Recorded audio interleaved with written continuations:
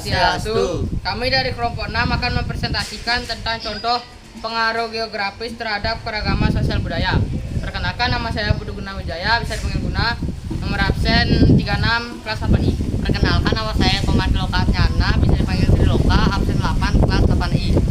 Perkenalkan, nama saya Putu Putra Nantara Dinata, bisa dipanggil Putra, absen 37 kelas 8I. Yang pertama, keberagaman suku bangsa dan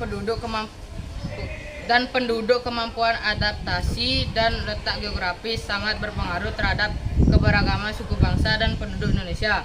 Setiap pulau di Indonesia dihuni atau didiami oleh beberapa suku bangsa. Contoh suku bangsa yang mendiami Pulau Sumatera, diantaranya suku Aceh, Batak, Sakai, Minangkabau, dan lain sebagainya.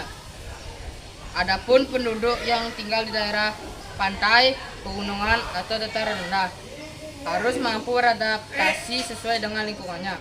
Yang kedua, rumah Honai Papua. Suku-suku yang mendiami kawasan pegunungan Papua mempunyai rumah tradisional yang bernama rumah Honai. Rumah Honai dibuat tanpa jendela dan atap yang rendah. Tujuan adalah menjaga dan memerangkap panas agar penghuni tidak kedinginan. Nomor 3 ada perkampungan nelayan, suku Bojo. Suku Bojo yang mendiami kawasan pesisir Wakatobi, Sulawesi Tenggara yang bermata pencarian sebagai nelayan membangun rumah mereka di kawasan pesisir berupa rumah panggung terapung bertujuan agar mereka dekat dengan tempat mereka bekerja dan memudahkan akses menuju perahu. Nomor 4, rumah punggung Betawi, fungsinya menghindari banjir. Rumah punggung Betawi dibangun di kawasan pesisir dengan tujuan untuk menanggulangi banjir atau air surut dan juga untuk keamanan diri dari binatang-binatang buas.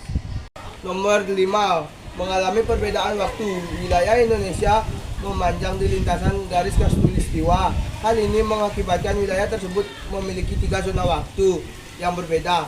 Zona waktu di Indonesia dibagi menjadi waktu Indonesia bagian barat WIB, waktu Indonesia bagian tengah WITA, waktu Indonesia bagian timur WIT.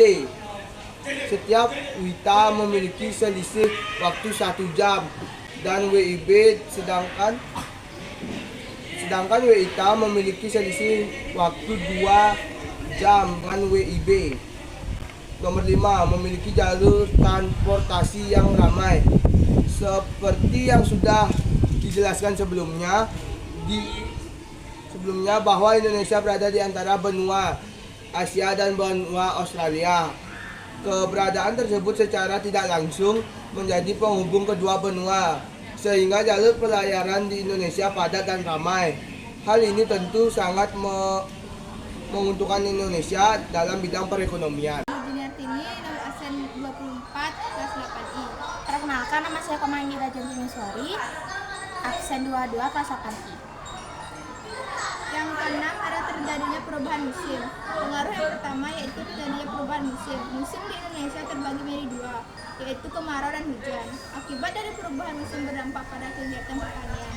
Jika di musim penghujan para petani lebih banyak menanam padi, sedangkan di musim kemarau petani akan menanam tumbuhan palawija seperti ubi jalar, singkong, kentang, dan umbi-umbian lainnya. Selanjutnya ada perbedaan tradisi yang dilakukan oleh suku Dani dan suku Tidore. Perbedaan tersebut karena adanya pengaruh letak geografis.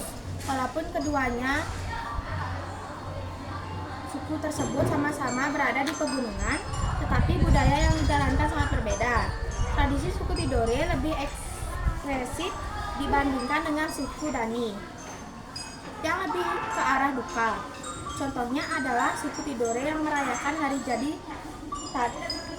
Tidore yang menghidangkan kuliner khas masyarakat. Tidore merayakan dengan penuh sukacita. Sedangkan masyarakat suku Dani memiliki tradisi yang sebaliknya. Misalnya menjadikan mayat leluhur sebagai mumi. Masyarakat Dani dikenal mampu mengawetkan mayat tanpa dibalut, jadi disimpan di dalam gua. Sekian itu presentasi kami, semoga bermanfaat bagi kalian semua. Santi Om.